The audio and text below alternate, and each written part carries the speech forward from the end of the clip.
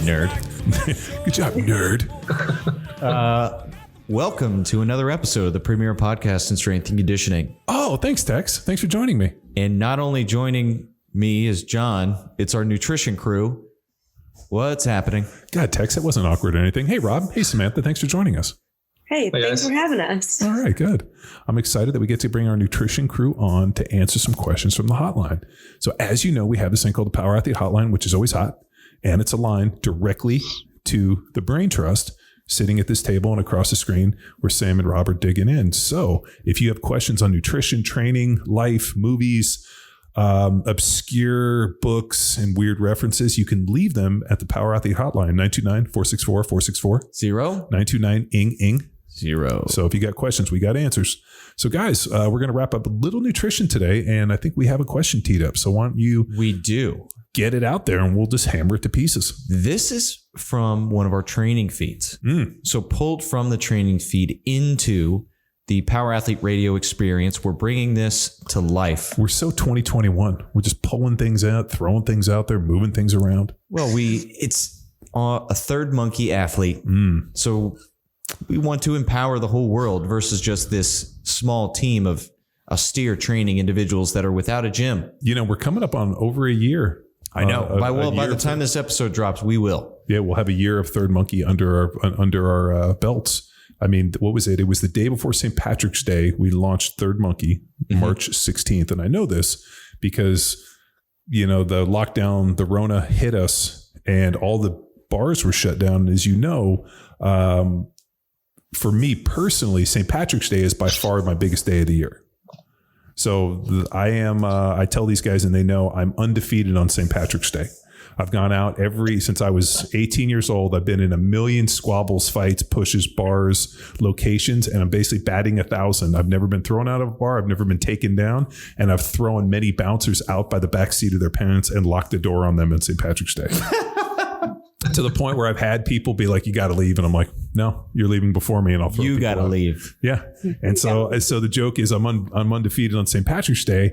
And other than last year where they closed the bars and we didn't have an opportunity to go out and cause a ruckus and mayhem. It was unfortunate, but we'll be back. We will be back. Austin, market. John is coming for you. We have how many bars have we been to that literally just closed the doors? Two. Fido on 5th Street here. We went to the final day. We opened it up. We were there at, I believe it was 8 a.m. Yeah. Well, so when I played for the Eagles, and Darcy's Donkey. So we had a deal when I was in Philly. There was a place called Finnegan's Wake down on, it was off of Broad, and I can't remember what street it was on. But they opened at 6 a.m. So people started lining up at 5 a.m. to get their first drink before work. So we get there at like 5:30 and we're like the 30th person. And there's like 31 people getting this tiny bar. So we somehow get into this place. And I think it was me and Kanabe were there. And, assistant strength coach for the Eagles. And needless to say, by 7:15, nobody was getting out of there alive. And we had to get to workouts. It was awesome. So at that point, it became kind of the tradition that we would show up at the bar for first drink. So whatever Irish bar opened, whatever time was their first drink, we had to be there. And we've done it everywhere I've been. It's always been first drink. So call the Irish bar the night before and be like, what time you guys open? They're like, 6. We'll see you at 6 o'clock, 6:01. Sure enough, we're there. And then usually by 7, we're getting carried out or carrying other people out. Or just sprinting down the street and pushing other people into barriers on the road. Yeah. Well, speaking of barriers, our question, a dude has some questions to, I'm going to start that over 452. Speaking of barriers, we're taking one down of our third monkey athlete who needs to dial in some issues that he's having. Are we ready, nutrition team? We are ready. Listen. Cue the question. All right, John. His name is John too. Quick question. I started a cut 2+ weeks ago and my weight has been flat. My BMR is about 3,150 and I'm eating 2,650, tracking in MyFitnessPal. I'm 40, 35, 25 carbohydrates, protein, fat. as I don't feel great with too much dietary fat. Am I just impatient? And if so, when should I start to pivot? More food, more walking, for instance, etc. Goal is 212 pounds down to 195. I think I'll let you guys jump in on this, but I think he's basically drastically overestimated his BMR, but I'll let you guys jump in. Yeah. And that was my first question or response. And then I was like, hey, we're just going to tackle this in a podcast. But it's really hard to have a BMR that high. So I'll just give you an example. When I was, I got my, went in and actually got like the breathing done to test the BMR. Mm-hmm. When I was at my biggest and leanest, I was 308 pounds, 282 pounds of lean muscle, and my BMR was 4,300. So that was 282 pounds of lean muscle. I was sub 10% body fat. I was like 8 at 308 pounds in a bod pod. So we had to get all this testing done. And I was it was probably by far the biggest and leanest I've ever been. It was great. It was really hard because I'd eat like 7,000 calories a day just to maintain weight. Yeah. But I was 4,300 in the breath. And the guy was like, this is insane. This is the highest we'd seen, but like 282 pounds of lean muscle. So when I hear somebody who's like 210 at what did he say? 3,100? Yeah.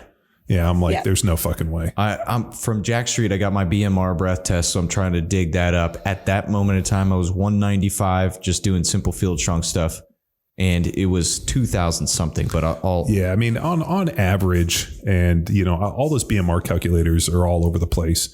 But for most people, it's somewhere around 0.8 calories per pound of body weight. It hits them in their BMR. But at the end of the day, if, for example, your BMR is, let's say 2,000, or you estimated at 2,000, and you train into a deficit of, let's say 500, right? So you're like, okay, I'm gonna eat 2,000 calories. I'm going to burn 500 calories in the workout. Now over 7 days, I should hit my 3,500 calories to lose 1 pound. And you don't. Now all of a sudden you have to look and say, okay, was my BMR accurate? And I think that's where we talked about having a scale, being able to manage the amount, just like having a scale is the same as important as having measuring spoons and measuring cups to know how much you're eating. So, I mean, is that something pretty classic you guys see, that people are just overestimating their BMR if it's just some, clandestine calculator that they found on the Google? Yeah. And that's kind of where Rob and I wanted to go with this conversation. And it's just time and time again, we see people overestimating their activity. The workout can be really hard, but it's that, 90 minutes in the gym.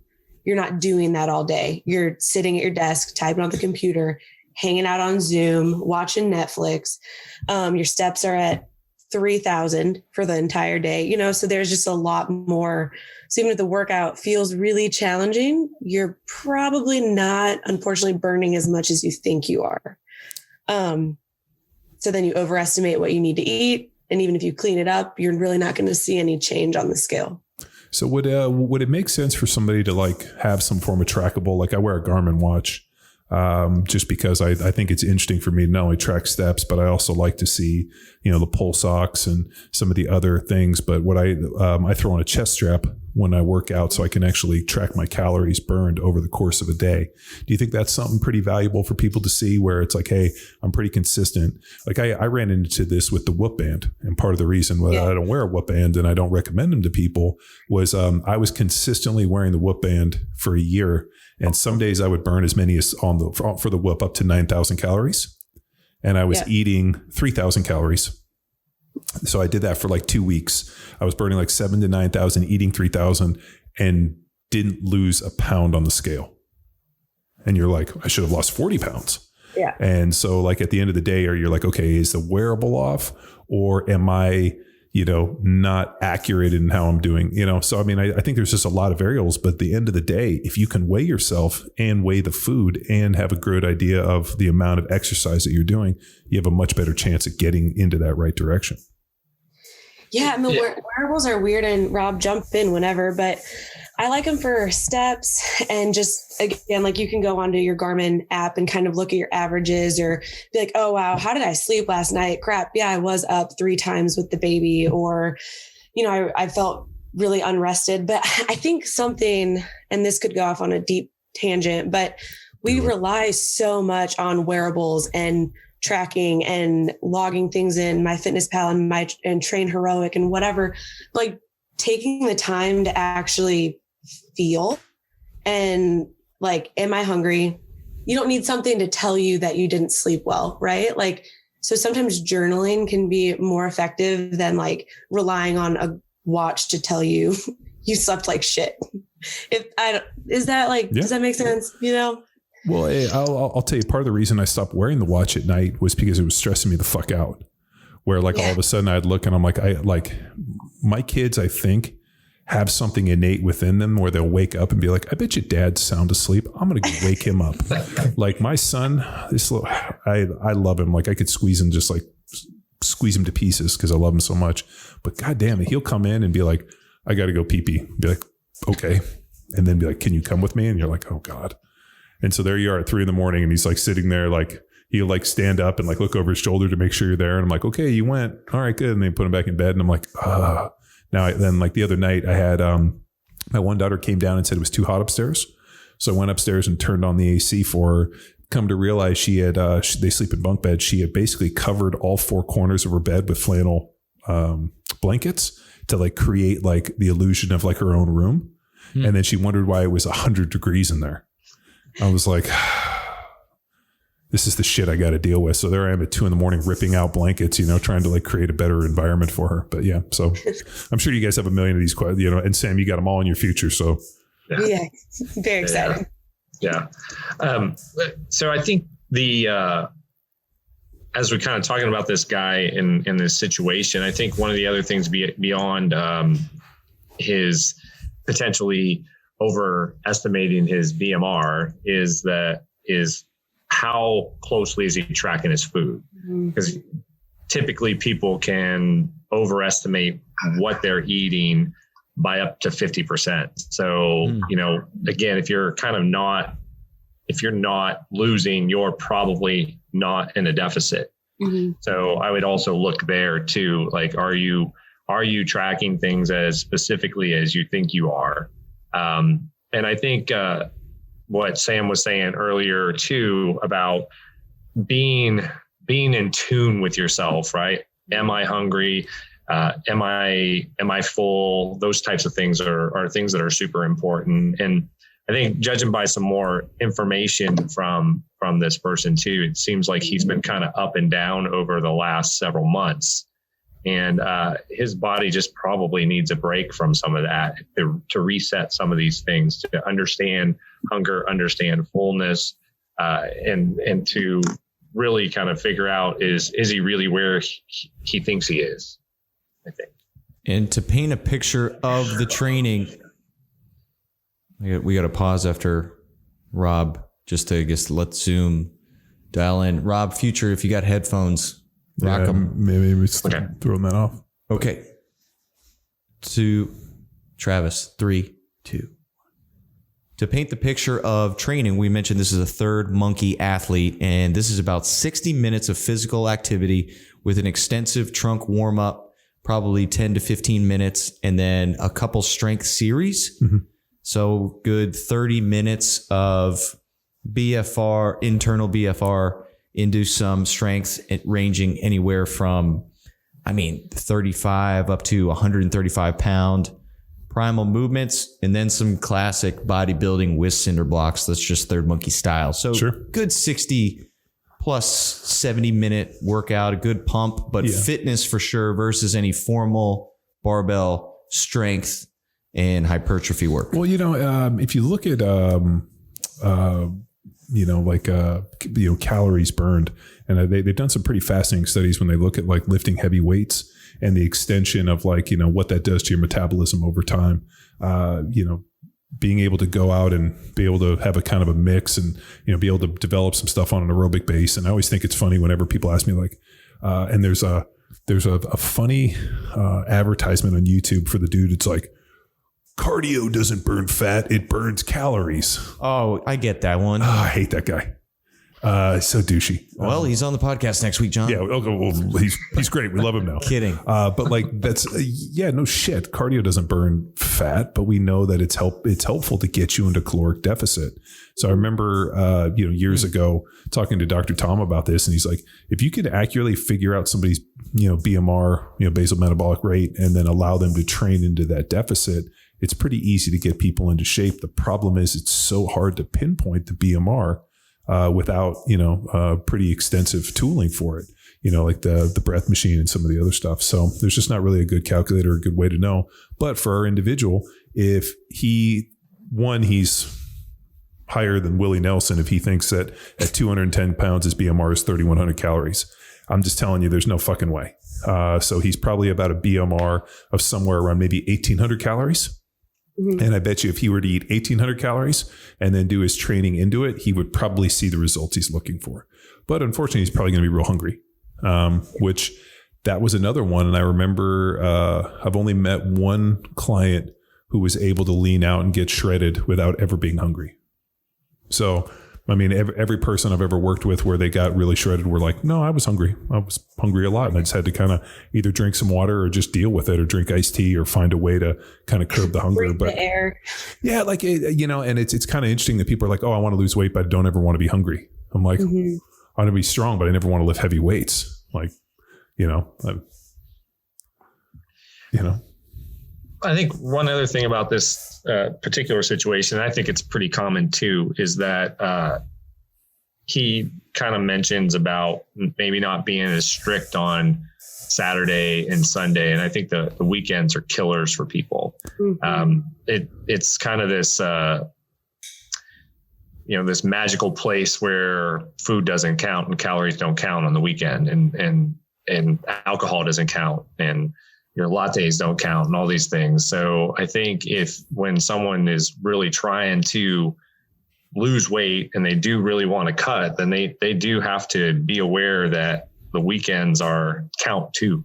And that you do have to keep things on the up and up on a Saturday night and Sunday night if you really want to make that effort. And it's not a magical place that nothing counts. So do you think that somebody can derail their whole, like, let's say they were good, trained, monitor their calories, everything for 5 days, and then just completely fuck off on the weekend, can destroy all their progress over the course of that week? Absolutely. Wow.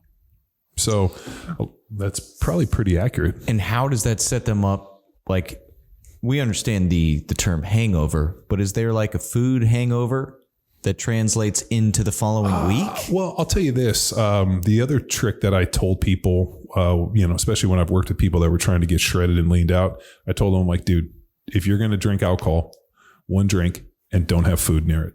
Because the problem is you have one drink and all of a sudden your inhibition, you're like, yeah, I'm going to have some wings and I'm going to eat all these chips. It tastes so good when it hits your lips. And then all of a sudden you're like, oh, I'm going to eat all this queso. And like next thing you know, you're like 4,000 calories deep on drinks, margaritas, chips, queso, and like a burrito. And you're like, I can't believe I didn't lose any weight this week. And you're like, well, you were losing weight. And then you totally fucking exploded it by making some really interesting decisions that you probably wouldn't make if you hadn't had that first drink.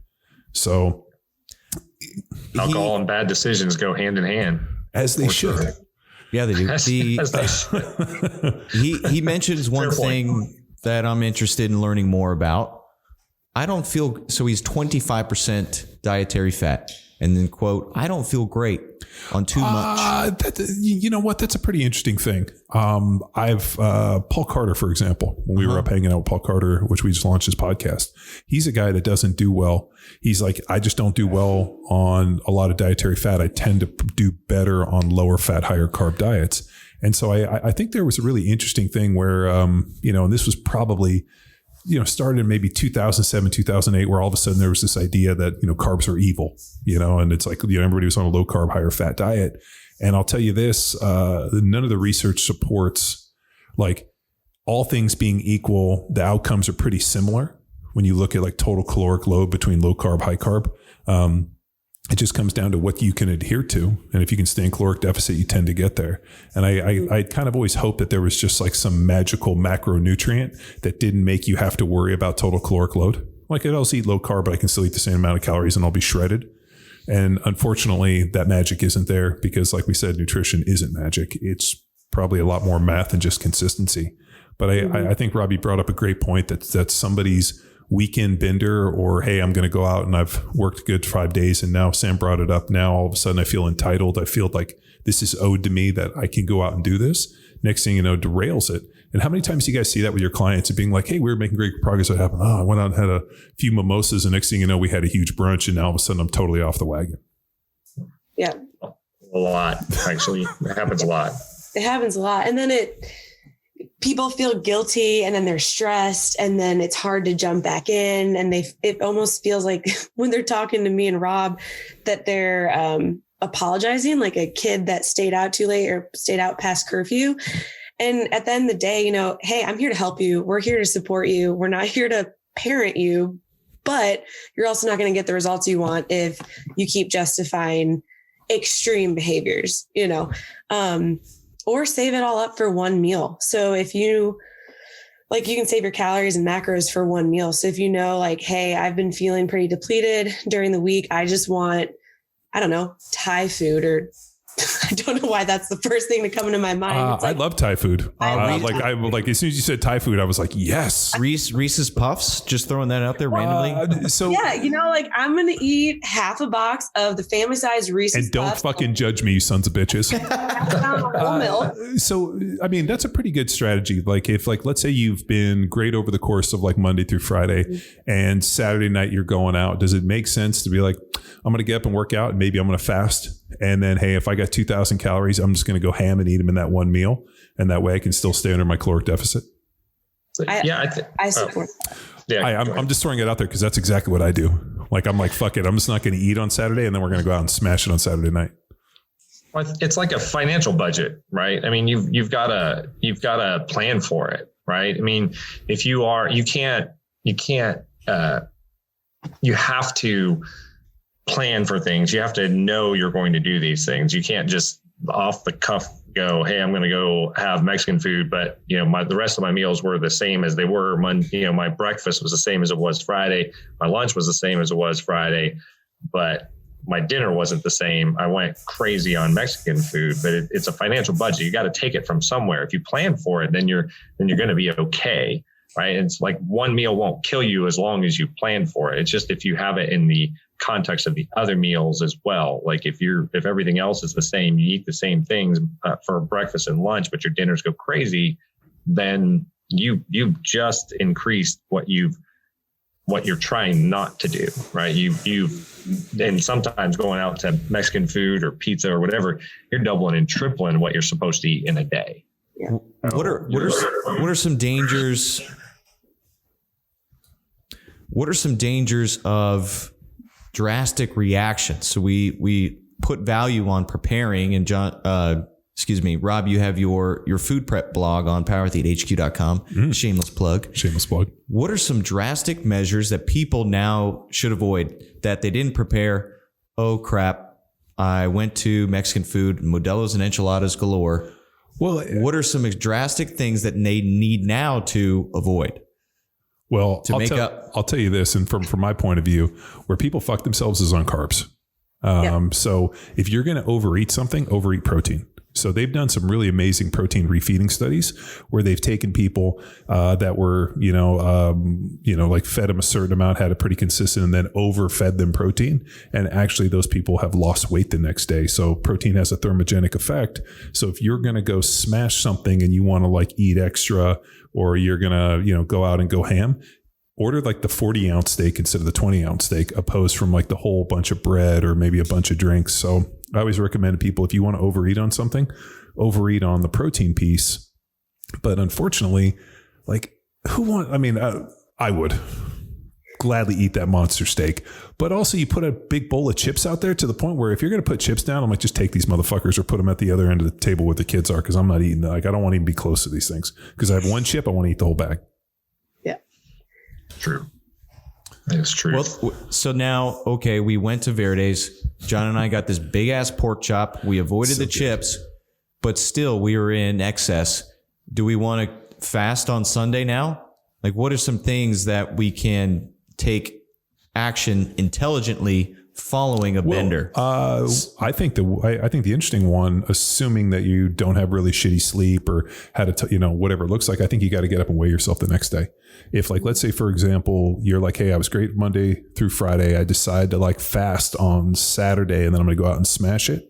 I think you get up Sunday morning, use the toilet first, empty your body of whatever you got in it, and then step on the scale and see where that number is. You might might be the same. You might be down, or you might be in a situation where you're all the way up and you're like, well, shit, now that I get myself into a problem, now how do I correct this thing? And I think also that's a really good stamp for you to be like, well, shit, I know how that turned out. So next Saturday night, I know exactly how this is going to go for Sunday morning. So having a little bit of that accountability, and the next thing you know, you got to talk to Rob and Sam and be like, oh, I had 400 chips at Mexican food. Now all of a sudden I'm up 4 pounds. Yeah. Believe me, I wish I could say that my weight gain was from chips, fucking pea protein. And the thing that I'm so upset about is I fucking hate pea protein. At least I'd be like, oh man, I ate all this Mexican food and we had pizza and it was amazing and I gained weight. I'd be okay with it. But to say I feel bloated from pea protein is fucking embarrassing. I think to add on to that is get right back to your plan. So whatever if you are planning on, if your plan is to cut, then you get back on the horse and as soon as possible. I think sometimes that people will, especially if it happens, I think y'all talked about this around the holidays too. Like when the holidays on a Thursday, it just becomes like this, slippery slope. It becomes Thursday through Sunday that you're on the feed bag. So the same thing can happen if your out of control thing happens on Friday, then your whole weekend goes off the rails. So what you want to try to do is get right back on the horse, get right back on your plan as soon as possible. So have a plan. Sunday morning, you might wake up and not even be hungry, right? So don't force food. Especially, if you're bulking, you might have to, but if you're leaning out, trying to lose weight, don't force yourself to eat. So like maybe that day, the day after, you focus on protein and cut back on carbs or something. Like you might be even below the caloric goal because you feel full from the night before, if that makes sense. Don't force feed yourself if you're trying to lose weight. I got a general question. Yeah. Often I overeat, but then on the next morning, my stomach is growling. And I am hungry. And then you throw up? No. You binge and purge? It's a great way to lose a few pounds for a big show. One problem I don't have Zoolander is that, but like certainly overeat. And then on the morning I am growling. But that usually your overeating is coming from actually drinking as well. So I'm definitely over consuming, but I know if I go out drinking and I overeat, the next morning I'm hungry, opposed if I don't drink. But yeah, what is that? I don't know, big hole in your stomach. I don't know. I also think it's your body's desire to somehow get something in your stomach that is nutritious. I think as you guys have, everybody on this podcast and probably everybody listening over the age of 18 or 21, there's kind of two types of hangovers. When you wake up and you're like, man, I really need to eat something. And then there's the other hangovers where you wake up and you're like, I don't need to eat for 2 weeks. I'm gonna fucking die. You probably have conditioned yourself to slam about a dozen Modelo's. So that's probably pretty accurate for you. Uh-huh. It's conditioning. Yeah. That's my training, John. When your clients come to you guys, especially like on the performance and some of the custom stuff, is it something where you guys start with like kind of a set approach and then you start titrating carbohydrates, fats, and, kind of protein, probably pretty consistent, but based off of not only the progression, but kind of the taste for people? Yeah, I had a super fun performance protocol a couple months ago now, and she's a American Ninja Warrior. Whoa. So like she actually has like submitted the videos and she's a badass. She's out of Kansas City. And she was really fun because she works out 2 times a week, works with Tim Cummings, another power athlete, Block 1 coach for some PT stuff. And so like she had 2-day workouts. She's a personal trainer, just high energy. She was sitting at, oh gosh, I forget her body fat. It was like 16% body fat, 15. So just super lean lady. And so I gave her like 4 different scenarios of day, right? Like rest day, just a PT session. If you have training and PT, if you just have training, if it's a strength day, cardio day. So it was really fun to kind of peel back the layers for her and give her like multiple approaches to her nutrition, where some people don't need that. Most people don't need that. Like you need maybe, hey, a heavy day, a light day, recovery day, or just a heavy day and a light day. And you will see changes. But when it comes to performance and maintaining strength and endurance and being able to be with it all of the time, like she had 4 different scenarios of day, which was fun. I think where people forget too is a woman who's, somewhere between 12 and 14, 16% is usually pretty jacked. Yeah, she was. Yeah, like cool. I know when Kate was like 10% body fat, dude, she was shredded. I was like, oh my God. And she's like, I can't believe I was 10% body fat. I'm like, I can't believe you're 10% body fat. Like, I mean, for a woman to be that lean, it's pretty impressive. Yeah. That's why when you hear people like, oh, I was 4%, I'm like, no, you're not. Like at that point, you're. What you imagine it would be like. Hungry and real angry. Because normally when you're that lean, you're fucking pissed off all the time because you're hungry. Mm-hmm. And you don't get to go out and smash Modelo's and Mexican food. Well, you can watch me do it. Get full off smells. Oh, like Jimmy John's. Oh, man. So if people have more questions or they want to get in touch with you guys, what is the best way to reach out? Email. For me. So my Power Athlete email is SamanthaFlaherty@PowerAthleteHQ.com. And then Rob and I share an email, which is nutrition@PowerAthleteHQ.com. But I check that every day. So that's the best way for me. Okay. Rob, for you? Same for me. Rob XLine@PowerAthleteHQ.com. Great. Yeah. We'll put your emails in the show notes, and then we'll also list out your social media as well if they want to kind of hit you and follow you and go from there. Yes. And as reference to educate yourself, these 2 coaches do an amazing job empowering our readers. So check out PowerAthleteHQ.com/blog for a lot of the articles by Sam and Rob, plus some training info for coaches and some dope recipes. I love Sam's recipes. Mm-hmm. I always get excited to read them. It's funny because people are like, oh, you guys have some recipes on there. I'm like, yeah, as you should. Because as a human who eats, it's always nice to get some ideas, kind of like doing some other people's programs, going out to a restaurant. Well, I can't really do it when you go out to a restaurant because you're like, there's no way I'm replicating that. But no, Sam, you put out some kick-ass recipes. I'm definitely impressed. So those guys, check those out. PowerAthleteHQ.com/blog. And what I enjoy, Power Athlete Nation, is when you try these recipes at home and then you tag us. And then we repost, and then I can believe that I can do it too. Dude, I get not as much as I used to, but there'll be probably every couple of months I usually get a Wagons wheel, and it's usually Ingo. My favorite hashtag follow is not Jack Street Feel Strong. Serves one? It serves one. Yeah. 100%. So serves and the number 1 hashtag, please follow it on Instagram. It's amazing. Yeah. It's been good. All right. Well, thank you, Power Athlete Nation, for joining us on another episode of the premier podcast in strength conditioning, aka Power Athlete Radio. Bye. Bye.